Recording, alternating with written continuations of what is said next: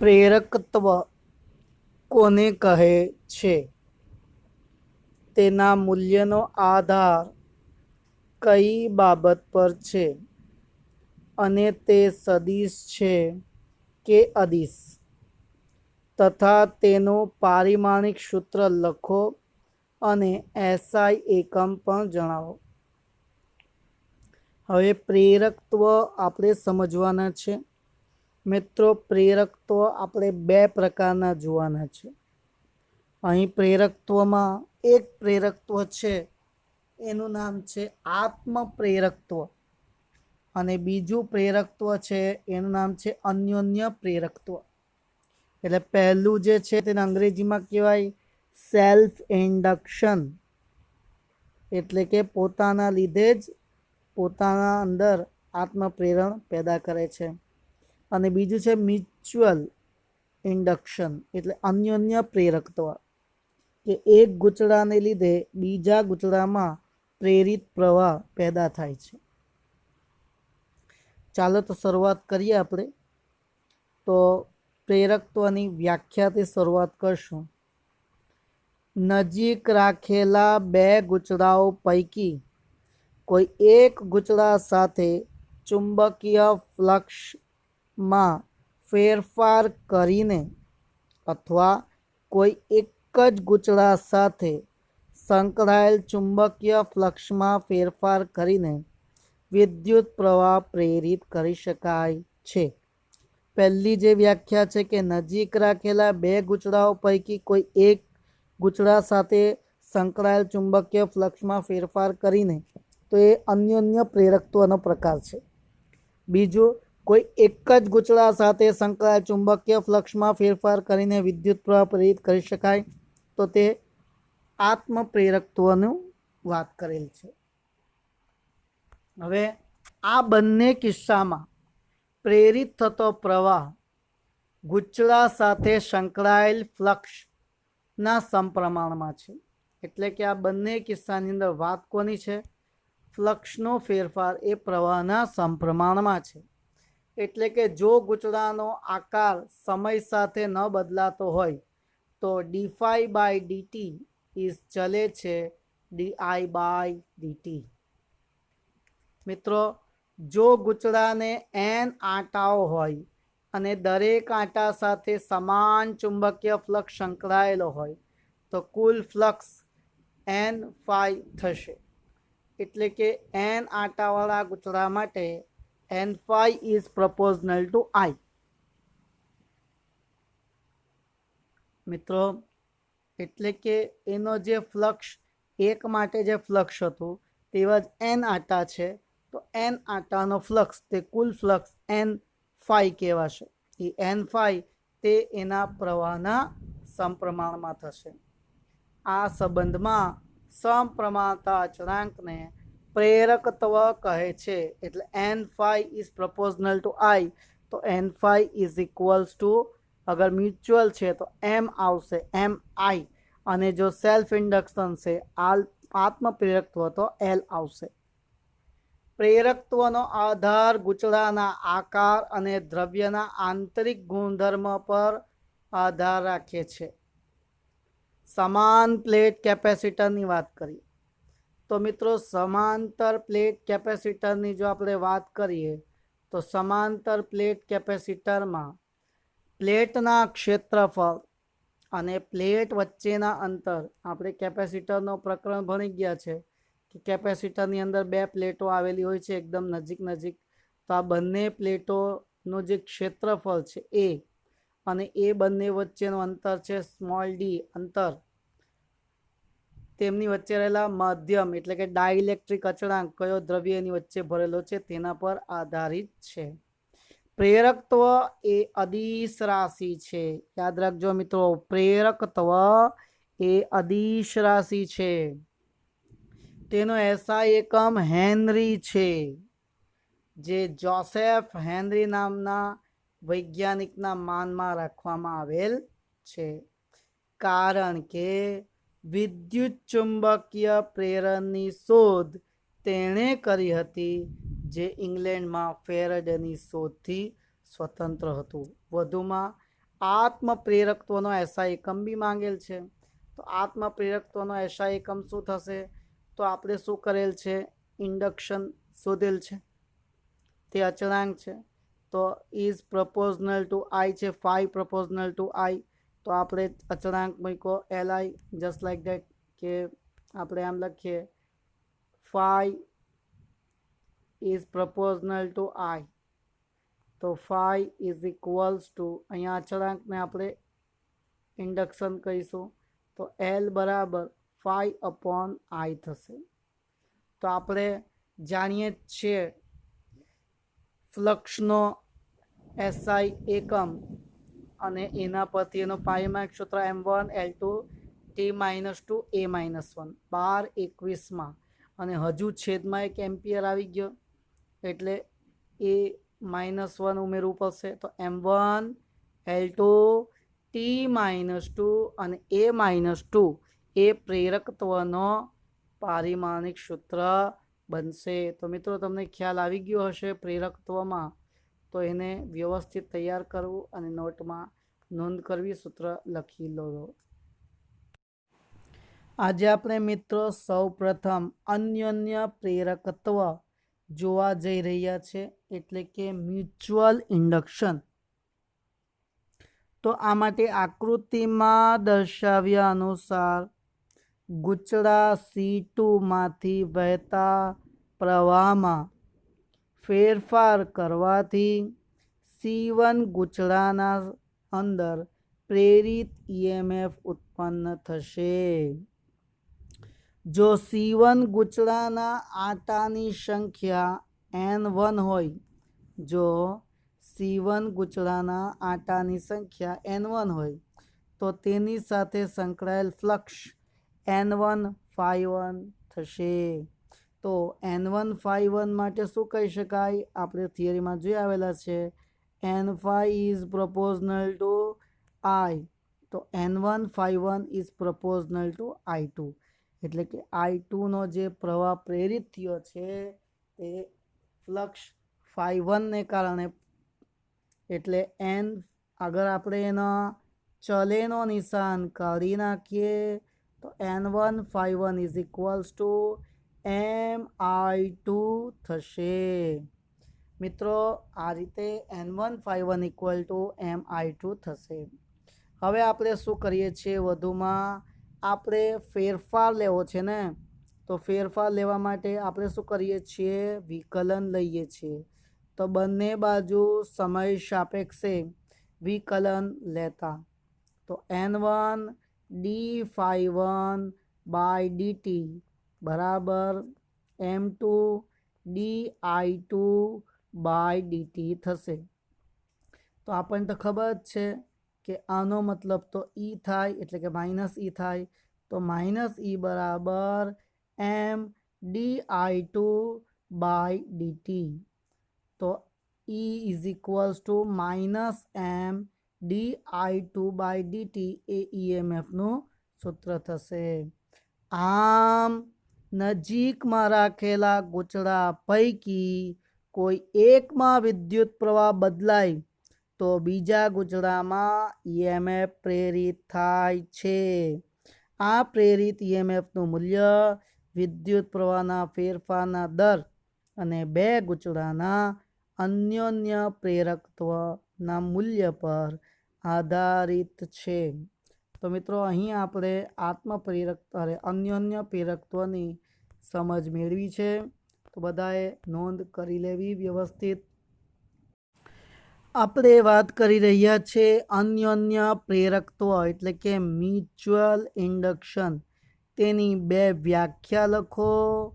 તે કઈ કઈ બાબત પર આધાર રાખે છે તે જણાવો। તો ∅2 is equals two M21 into I1। આ સમીકરણમાં જો I1 બરાબર 1 એકમ લેવામાં આવે તો ∅2 બરાબર M21 પરથી વ્યાખ્યા નીચે મુજબ બની શકે। તો વ્યાખ્યા કંઈક આમ બનશે: બે ગૂંચળાઓના તંત્રમાંના એક ગૂંચળામાં વહેતા એકમ વિદ્યુત પ્રવાહ દીઠ બીજા ગૂંચળા સાથે સંકળાયેલ ફ્લક્સને તે બે ગૂંચળાઓના તંત્રનું અન્યોન્ય પ્રેરકત્વ કહે છે. શું કહે છે? જો ગૂંચળાઓના તંત્રમાંના એક ગૂંચળામાં વહેતા એકમ વિદ્યુત પ્રવાહ દીઠ બીજા ગૂંચળા સાથે સંકળાયેલ ફ્લક્સને તે બે ગૂંચળાઓના તંત્રનું અન્યોન્ય પ્રેરકત્વ કહે છે. તે આપણે સૂત્ર પરથી જ બનાવ્યું છે કે phi is equals to M into I. તો એમ બરાબર ફાઈ અપોન આઈ. તો આને આપણે વ્યાખ્યા પરથી કહી શકીએ ને, ગૂંચળાના તંત્રમાં વહેતા એકમ વિદ્યુત પ્રવાહ દીઠ, તો એકમ વિદ્યુત પ્રવાહ છેદમાં છે, એકમ વિદ્યુત પ્રવાહ દીઠ ગૂંચળામાં ફ્લક્સના એટલે કે સંકળાયેલા ફ્લક્સને એટલે કે એકમ વિદ્યુત પ્રવાહ દીઠ સંકળાયેલા ફ્લક્સને તેનો અન્યોન્ય પ્રેરકત્વ કહે છે. હવે એના ઈએમએફની વાત કરીએ તો EMF equal to minus M21 dI1 by dt. એમાં જો dI1 બાય ડીટી બરાબર 1 એકમ લઈએ તો E2 બરાબર માઇનસ M21 થાય. તો તેની વ્યાખ્યા બી આપણે આપી શકીએ ઈએમએફના સંદર્ભમાં. બે ગૂંચળાઓના તંત્રમાંના એક ગૂંચળામાં વિદ્યુત પ્રવાહના ફેરફારનો દર આ કઈ રીતે બન્યું? તો E બરાબર એમ ડીઆઈ બાય ડીટી છે. તો આપણે એમને સૂત્ર કરતા કરીએ તો ઈના છેદમાં ડીઆઈ બાય ડીટી થાય. તો શું બને છે સમીકરણ? એના પરથી વ્યાખ્યા બને છે બે ગૂંચળાઓના તંત્રમાંના એક ગૂંચળાના વિદ્યુત પ્રવાહના ફેરફારનો દર એકમ હોય તો તે સ્થિતિમાં બીજા ગૂંચળામાં ઉદ્ભવતા પ્રેરિત ઈએમએફને બે ગૂંચળાઓના તંત્રનું અન્યોન્ય પ્રેરકત્વ કહે છે. સમજ પડી? બે ગૂંચળાઓ પૈકી તંત્રમાંના એક ગૂંચળામાં વિદ્યુત પ્રવાહના ફેરફારનો દર 1 એકમ હોય તો તે સ્થિતિમાં બીજા ગૂંચળામાં ઉદ્ભવતા પ્રેરિત ઈએમએફને બે ગૂંચળાઓના તંત્રનું અન્યોન્ય પ્રેરકત્વ કહેવાય છે. હવે અન્યોન્ય પ્રેરકત્વનો એકમ, કેમ કે ફ્લક્સનો એકમ શું છે? વેબર, અને આઈનો એકમ એમ્પિયર. તો વેબર પર એમ્પિયર અથવા ઈએમએફના સંદર્ભમાં કહીએ તો ઈએમએફનો એકમ વોલ્ટ બરાબર, અને નીચે એમ્પિયર પર સેકન્ડ છેદનો છેદ અંશ, તો વોલ્ટ ઇન્ટુ સેકન્ડ પર એમ્પિયર થાય. એને આપણે હેનરી વૈજ્ઞાનિકની યાદમાં હેનરી પણ કહીએ છીએ. અથવા બીજો એક એકમ બનાવી શકાય ઓમ ઇન્ટુ સેકન્ડ. અન્યોન્ય પ્રેરકત્વનું પારિમાણિક સૂત્ર શું બનશે? M1 L2 T-2 A-2, જે આગલી થિયરીમાં આપણે જોઈ આવેલા છીએ. અન્યોન્ય પ્રેરકત્વ કઈ કઈ બાબત પર આધાર રાખે છે?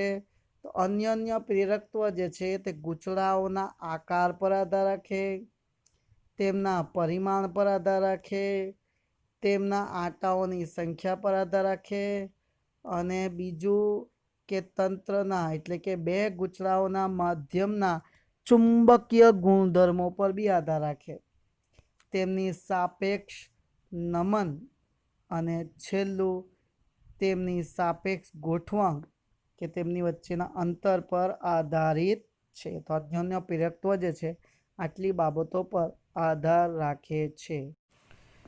લાંબા સમકક્ષીય સોલેનોઇડ માટે અન્યોન્ય પ્રેરકત્વ સમજાવી સૂત્ર મેળવો. ચાલો તો લાંબા સોલેનોઇડ માટે વાત કરીએ છીએ. સમાન લંબાઈ L અને બે લાંબા સમકક્ષીય સોલેનોઇડ આકૃતિમાં દર્શાવ્યા મુજબના છે. આપણે આકૃતિમાં જોઈ શકીએ કે વચ્ચે એક સોલેનોઇડ છે અને એની આસપાસ એક બીજો સોલેનોઇડ વીંટાળેલો છે. એટલે અહીંયા ટોટલ બે સોલેનોઇડની વાત કરેલ છે.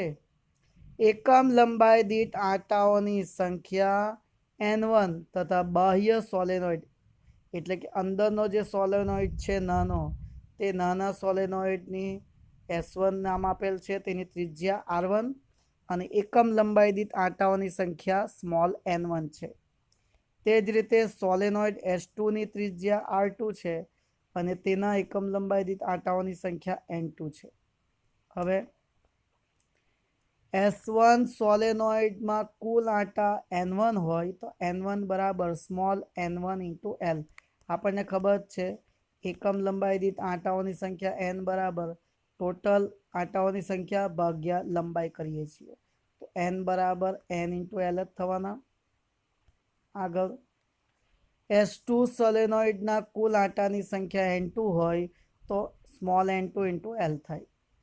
જ્યારે S2માં વિદ્યુત પ્રવાહ I2 પસાર થાય છે, એટલે કે મોટો સોલેનોઇડ છે તેમાં I2 જેટલો પ્રવાહ પસાર થાય, ત્યારે અંદર સમાન ચુંબકીય ક્ષેત્ર B2 બરાબર μ0 n2 I2 ઉત્પન્ન થાય છે.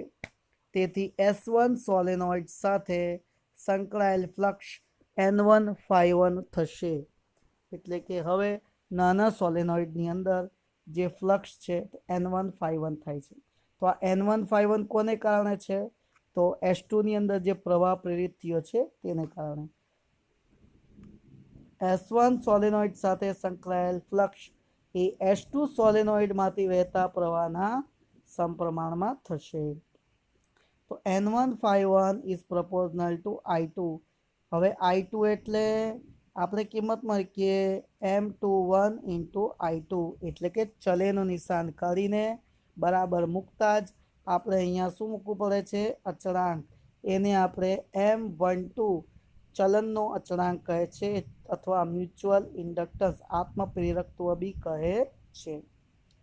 N1∅1 is equals two N1A1B2, એટલે કે N1 એટલે N1 ઇન્ટુ L, A એટલે પાઈ R1 સ્ક્વેર અને B2 એટલે μ0 N2 I2. તો આના પરથી આપણે M12ની વાત કરીએ તો M12 બરાબર N1∅1 અપોન I2. N1∅1 એટલે કેટલા? N1L ગુણ્યા પાઈ R1 સ્ક્વેર ગુણ્યા μ0 N2 I2 છેદમાં I2. તો I2 કેન્સલ, તો I2 કેન્સલ, તો શું બચ્યું? M12 is equals to μ0 N1 N2 pi R1 square into L. સમીકરણ નંબર 1. આ ગણતરી કરવાથી સોલેનોઇડના છેડાની અસર અવગણી છે. આમ અંદર ચુંબકીય ક્ષેત્ર સમાન ધરેલું છે. હવે આપણે આ જ કામ S1 સાથે કરીએ, એટલે કે જે અંદરનો ગૂંચળો છે, નાનો ગૂંચળો, તેની અંદર પ્રવાહ પસાર કરીએ. એની અંદર પ્રવાહ પસાર કરતા જે મોટો ગૂંચળો છે S2, તેની અંદર આપણો ફ્લક્સમાં ફેરફાર જોવા મળશે. તો જોઈએ તો S1માંથી પ્રવાહ પસાર કરતા I1 પ્રવાહ પસાર કરતા તેની અંદરના ઉદ્ભવતું ચુંબકીય ક્ષેત્ર B1 equal to μ0 N1 I1. તો સંકળાયેલ ફ્લક્સ N2∅2 બરાબર N2A2 B1. તો આગળ આપણે કિંમત મૂકી છે તે જ રીતે N2ની જગ્યાએ N2L, A2ની જગ્યાએ પાઈ R2 સ્ક્વેર અને B1ની જગ્યાએ μ0 N1 I1. તો હવે બધી કિંમતો ભેગી કરીએ તો μ0 N1 small n2 pi R1 square into I1. તો N2∅2 is proportional two I1. તો ચલેનું નિશાન કરીએ તો N2∅2 equal to M21 I1. M21 ને જો સૂત્ર કરતા કરીએ તો N1∅2 અપોન I1. બધાની કિંમતો મૂક્યો તો ફરી પાછું N2L ગુણ્યા પાઈ R1 સ્ક્વેર ગુણ્યા μ0 N1 I1 છેદમાં I1 કેન્સલ. તો M21 બરાબર μ0 N1 N2 pi R1 square. અને જો સોલેનોઇડની લંબાઈ L is very greater than R2 હોય તો તેવા સોલેનોઇડને લાંબો સોલેનોઇડ કહે છે.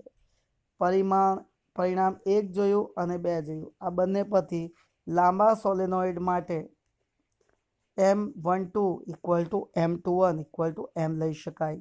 આ સંબંધને આપણે રેસિપ્રોસિટી થિયરમ કહે છે.